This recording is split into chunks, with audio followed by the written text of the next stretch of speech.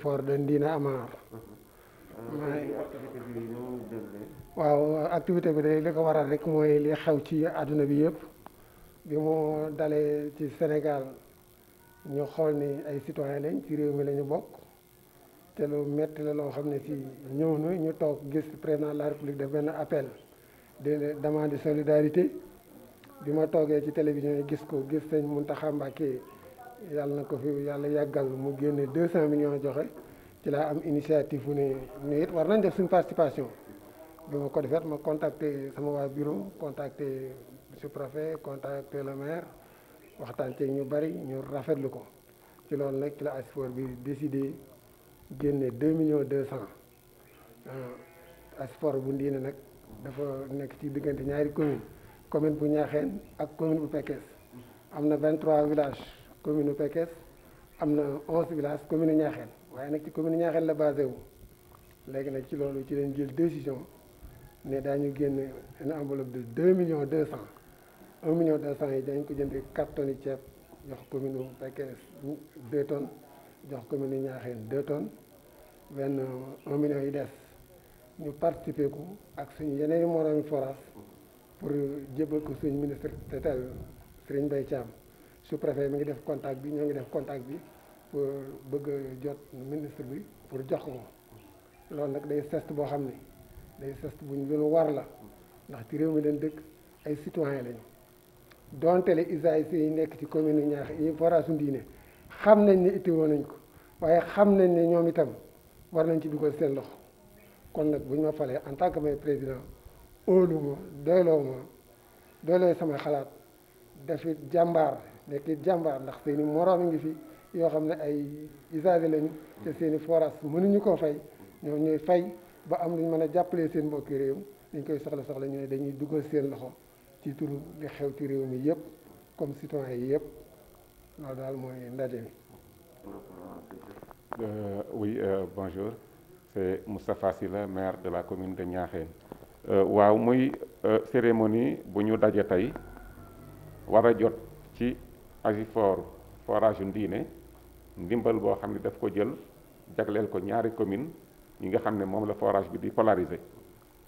dañoo yor forage boo xam ne dafa nekk ci diggante ñaari commune u Thilmakha commune u Niakhène ak commune u Pekes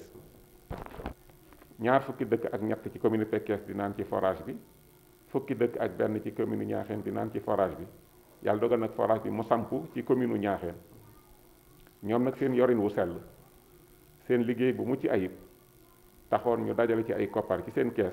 loo xam ne mën nañ cee comp wala mën nañ cee tibb ne nañ ko delloowaat ci askan wi nga xam ne loolu kat seen alal la dëgg la ñoom ñooy consommer ndox mi ñooy fay waaye nag li fi nekk ñoom la fi nekkal kon mbas mi am na jafe-jafe yi laal na ñëpp ni mu ko waxee léegi président de la république njëkk a jot en tant que autorité wax ne dafay dimbale population bi di indi appui alimentaire commune bi également jóg mu néew mu bari muy def li mu man ni mu ko waxee léegi le khalife général des mourides jóg joxe 200 millions ñu ne ñoom tamit li ñu am mu néew ñu bari nañ ci jël jàppale ci seen population ci loolu lañ décidé woon ñoom ndax dañuy jël 2 tonnes ceeb jébbal ko commune Niakhène jël 2 tonnes jébbal ko commune Pekes jël 1 million jox ko seen ministère de tutelle pour mu participer ko ci compte Covid national muy geste bu ñu rafetlu di ab soññe it ci ñeneen ñu mel ne ñoom ñuy ay Asifor yu nekk ci gox bi wala ñu nekk ci réew mi li ko waral it mooy ni ma ko waxee léegi yorin wu sell ndax su fekkoon population yi d'accord ñu woon di fay seen consommation ndox doo mën a ñoom danañ mën a am sax luñ mën a fayee seen facture électricité wala def seen réparation wala ñuy renouveler seen i pompe waaye population bi nangu nañoo fay waaye ñoom it bi population bi fayee ba jébbal leen ko yor nañ ko saytu bu sell ba tax ñu mën a dajale loolu man cee génn delloowaat ci askan wi. ndax kay sensibilisation yi moom ca bis yu njëkk ya rek lañ ko tàmbali woon ndax yaakaar naa premier cas bi ci Sénégal ñi ngi ko wax le 2 mars ci bis boobu wala li ci topp le président woote conseil présidentiel jël yenn mesures yi mu njëkk a jël joxe tegtal ak ndigal yi mu njëkk a joxal ñu tegal ci fan yu néew am cas yu confirmé waat yaakaar naa bi ñu toll ci 19e cas bi ci fan yooyu la khalife général des mourides Sëriñ Mountakha Mbacké Bassirou yàlla na fi yàgg te wér jël lu mat 200 millions jébbal ko nguur gi ne moo leen ko jàppale ci xeex bi waaye yëmul ci loolu daf ko boole ak ay ñaan boole ci jox ci ay ndigal ne li nga xam ne moom la docteur yi di wax nañ leen ci jàppale. docteur yi nag waxuñu lu dul ne nañu fagaru nañu moytu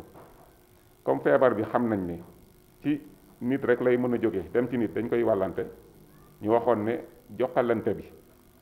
nuyoo bi saafonte bi jegewaay bi nañ koy moytu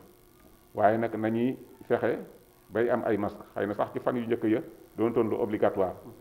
waaye waxoon nañ ko nañuy wut ay masque ba ci fan yooyu ñun bi ñu jokkoo ak le médecin chef du district de Mékhé ñu ne ko santé de compétence transférée la te ñun bëgg nañoo jiitu ci xeex bi te yéen ñu mën a tegtal fan la ñuy jaar ba mën leen a jàppale ñu jàppale suñu poste de santé yi nekk ci gox yi ñoom it ñu mën a jàkkaarloo ak xeex bi ñu jox ñu ay tegtal wax nañu lii ak lii la ñu bëgg muy ay gants ay masque produit alcogel ak yi ñu soxla yépp ñu jàppale leen ca loola yamuñu ci loola man ma def benn message lancé ko population commune bi yépp population arrondissement bi yépp wax leen ne nañu gën a fagaru nañu gën a moytu waaye nag tàllal loxo képp kuy yeewoo ci gox bi wala nga cosaanoo fi lépp loo mën nga indi ko ñu jàppale ko suñu poste de santé yi ci xeex bi loolu it population bi wuy si ci bu baax comme Abdou Aziz ni mu ko defee Asifor nii mu ko defee bàyyiwuñ nag tàyyiwuñu benn yoon ba tey ñu ngi def ay émission ci rajo bi am na émission bu ñu tuddee Altu Corona boo xam ne ngoon gu jot ñu ngi koy def ci rajo communautaire bu nekk Ñaaxeen population bi yëpp di ko déglu sensibilisation lañ koy def fàttali nit ñi ak. Je m'appelle Abdou Khader Diallo, adjoint au sous-préfet de l'arrondissement de Niakhène. ñu ngi ñëw tey ci invitation comité de gestion bu forage bu Ndine nekk ci arrondissement bi yor mën naa wax fanweer dëkk ak ñeent ñun suñu arrondissement bi en l'occurrence commune bu Niakhène fukki dëkk ak benn ñoo fa nekk te ñoo fekkee cérémonie bu am solo bi mooy yëkkati ndimbal war a jàppale mooy population yoo xam ne ñooy yeew ci commune Niakhène loolu tey bu amee day won ne que population yoo xam ne ñoo doon fay ndox Asifor boo xam ne comité de gestion boo xam ne ñu ngi koy seetlu di liggéey di def liggéey bu am solo ba tey ñu am koppar boobu war a ko génnee jàppale seen morom yi ñoo xam ne tey ñëpp xam nañ ko depuis mbas bi dugg ci réew mi lépp taxaw du marché du dem ak dëkk bi lépp taxaw donc ce qui fait que ñoom bu ñu amee xalaat bu rafet bi jël loo xam ne koppar la génne ko ci seen kees jënd ceeb war a jàppalewaat mooy seen askan bi ñun lu ñuy def mooy rafetul jàppale bi day mattali rek jàppale boo xam ne moom la président de la république santaane que ku tane sa morom jàppale ku am tuuti indi bu ñu ko boolee mun nañu am une quantité important boo xam ne bu ñu ko tasee ñëpp mun ci am donc fu may jeexale rek mooy santaat gërëmaat Asifor boo xam ne ñoo fi nekk di liggéey mais aussi sant maire ci taxawaayam depuis mbas bi dugg ci biir réew mi ñëpp a ci jàpp muy bajjan gox yi muy maire yi muy bonne volonté yi muy forage yi tey Abdou Aziz gis ngeen ko mu li mu def ak ñeneen yi ñëpp a joxante loxo di taxaw surtout si sensibilisation bi parce que tey sensibilisation la ñu toll pour que nit ñi mën a comprendre parce que tey ñëpp xam nañu que cas communautaire ñu ngi fii mooy ñoo xam ne dañu am feebar ñu dem xool leen te xamuñu kan moo leen ko wàll comme que cas communautaire baa ngi il faut que nit ñi toog nit ñi moytu déplacement yoo xam ne wax dëgg yàlla mun na ñàkk de telle sorte que bu dem ak dikk demul nit yi demuñu nit ñi bu dikkul mun naa wax feebar bi mun nañ ko maîtriser parce que ñëpp xam nañ ko wax dëgg yàlla feebar moom du dem bu demee rek am na koo xam ne moo ko yóbbu bu ñëwee rek am na koo xam ne moo ko indi mais bu nit ñi toogee ñu sensibiliser nit ñi di toog di adopter mesures d'hygiène yi di def ay gestes barrières je pense que incha allah voilà ay weer mën nañu maîtriser maladie donc ñu ngi santaat mooy comité de gestion bi avec son président Abdou Aziz si xalaat bi mais aussi si patriotisme bi parce que c'est pas facile nit ki xam nañ que ñun ñëpp ñu ngi dans ci situation ak moment yoo xam ne moment très difficile la nga wootee ndaje sa bureau bi ngeen génnee xaalis bi pour delloowaat ko ci askan bi donc ñu ngi leen di sant mu di leen gërëm merci beaucoup. Madine Amar ma chef de village Ndiéné war naa ci dëkk bi yëpp wax leen ko ba ma ko déggee rek ndax man maay jiite jàkka ji ma ko déggee la dem ci jàkka ji bu ñu fa julee timis ma leen daal léegi comme dëkk yi dafa wuute dëkk yu bari ndax li ko war a mooy dëkk bi dafa nekk ci kaw tali bi te bari nañu dañ fi jógee Touba bu ne ni ñu fi jullee dafa bari te ay gan nañuy doon léegi nag dama bëggoon ñuy nodd ñuy jullee ji ci kër gi ba ma leen ko waxee wax dëgg yàlla booba léegi ñu ngi koy sàmm jëfe nañu ko moom jëfe nañu ko ñu sant bu baax nag ndax lii rafet na lool wax dëgg yàlla ndax lii mbas la mu yàlla indi ci àdduna kon dañ koy nangu ab dogal la bu yàlla teg kon dañ koy nangu ak foogoro nag man toujours maa ngi wax ak xale yi ndax du ma jóg ci fu xale yi nekk ma dem leen bàyyi leen li ngeen def moom wax dëgg yàlla maa ngi ciy def sama kem kattan waaw yéen sant ñëpp jërë ngeen jëf sant nañ leen bu baax. D'abord, magnifier le geste. C'est un geste noble, appréciable et apprécié à sa juste valeur. Il s'agit d'une contribution, d'un appui venant compléter l'appui de l'État destiné aux populations impactées par le Covid-19. D'abord, remercier les populations. Comme l'a dit tout à l'heure en Wolof le président de l'AGIFOR, M. Abdou Aziz Ahmad. Il s'agit de l'AGIFOR de Ndiéné Amar, qui polarise 34 villages, 23 dans la commune de Pekes et 11 dans la commune de Niakhène. C'est l'effort des populations qui participent en payant leurs factures, leur consommation d'eau, mais également l'effort du comité de gestion de l'AGIFOR. En premier lieu, son président, M. Abdou Aziz Ahmad. C'est une gestion saine qui a permis d'épargner ce montant-là pour arriver à aider les populations. Un montant de 2 250 milliards. Pour donner à la commune de Niakhène 2 tonnes de riz, à la commune de Pekes 2 tonnes de riz, et participer dans le compte Covid national à travers le ministère de tutelle, Monsieur le ministre Mbaye Thiam, en lui donnant 1 million de francs de contribution. Je l'ai dit en début, c'est un geste appréciable et apprécié à sa juste valeur. Nous remercions l'AGIFOR à travers son président et tous les membres du groupe.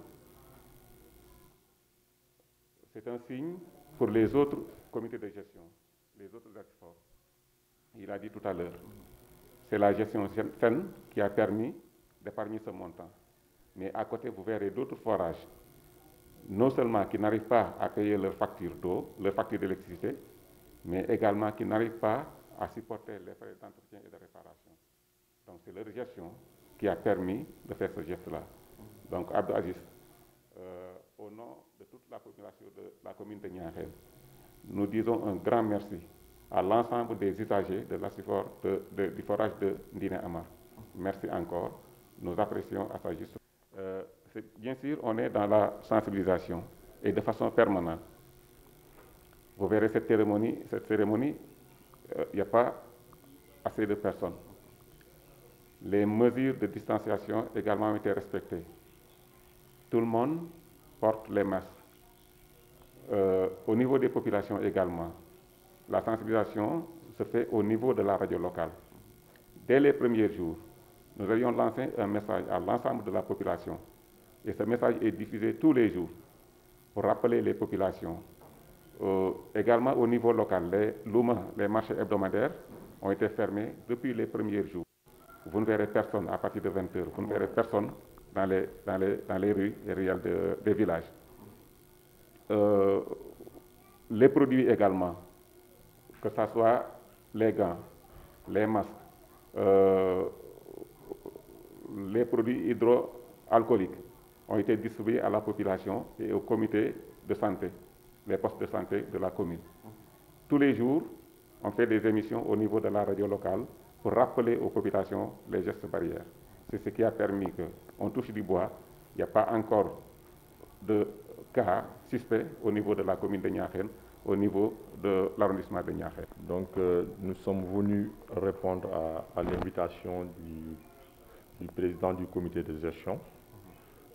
du forage d'un dîner, en l'occurrence M. Abdou Aziz Amar, pour remettre cet important lot de riz au maire de la commune de Niakhène et pour appuyer les populations et en même temps répondre à l'appel lancé par le président de la République, son Excellence M. Macky Sall, à plus de solidarité, à plus d'assistance. Donc ce riz vient pour compléter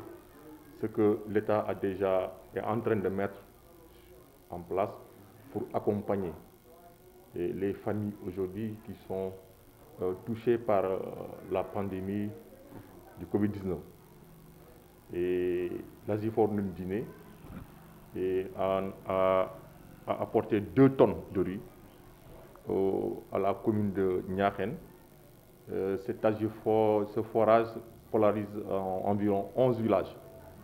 Et je pense qu'aujourd'hui, c'est un geste à saluer et surtout remercier les populations, les usagers de ce forage d'avoir pensé à leurs concitoyens qui sont aujourd'hui dans des difficultés. Parce que tout le monde sait que depuis les premières heures de la pandémie, tout ce qui est marché hebdomadaire et autres activités génératrices de revenus ont été suspendus pour faute de rassemblement, pour cause de rassemblement. Donc je pense que si aujourd'hui l'Asifor d'un dîner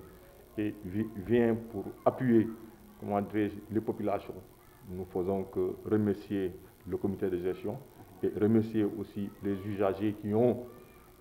payé leurs factures jusqu'à avoir un montant de presque 2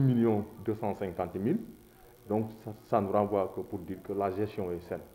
Si la gestion n'était pas saine aujourd'hui, ils n'auront pas assez d'argent pour répondre à l'appel du président de la République. Je pense qu'aujourd'hui, c'est remercier le comité de gestion, en même temps féliciter le maire sur les actions de sensibilisation et d'occupation de terrain par rapport à la lutte contre la pandémie. Aujourd'hui, tout le monde sait que les cas communautaires sont là. Donc c'est plus que jamais aujourd'hui qu'on devait davantage occuper le terrain, sensibiliser les populations, expliquer les populations sur aujourd'hui les enjeux même de cette pandémie. Je pense que la sensibilisation est là. L'équipe, à travers les étudiants, les ASC, les Badiengor et les Asifor, etc., tout le monde est à pied d'œuvre pour continuer cette sensibilisation, faire de telle sorte que les populations puissent adopter les mesures d'hygiène et les gestes barrières.